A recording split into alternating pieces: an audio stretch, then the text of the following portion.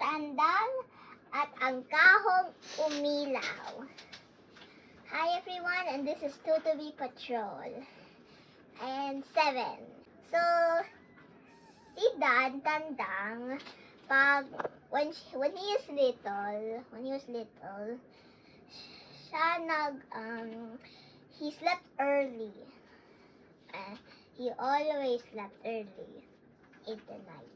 I think he sleeps 8 p.m. Parang ganyan. Sige. At isang gabi, when he was choosing his books, may umiilaw sa Manghuan's house dyan. At gusto niya magtingin dyan.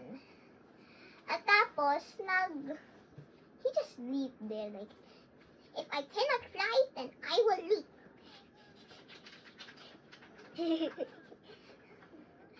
At nag-leap siya dyan sa tree near ni Manghuan's house. I mean, Manghuan's window. At tapos, he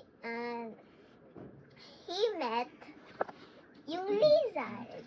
At ang lizard nasabi sa kanya, "Oh, aba, Dan, bakit late na, gabi na, ba't ikaw hindi pa nagtulog?" At si Dan answered, "Oh, gusto ko lang tumingin dyan sa nag-umilaw dyan." At sinabi yung lizard, yan pala. O si Manghuan, nagbili siya dyan sa may nila na something.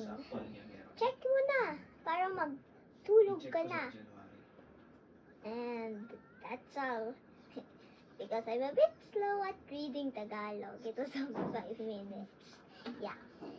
And my lesson here is, if you want to discover something, you can always do it someday. Because all of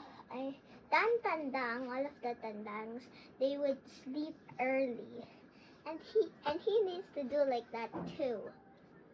So in the next morning, he can just look what is new in the house and what makes it light up. Or maybe he can go there a bit more earlier. Yeah, so he can sleep just in time for his sleeping time. Like that. He can do something like that. He doesn't need to stay up late. And that's all, and bye-bye. Thanks for listening.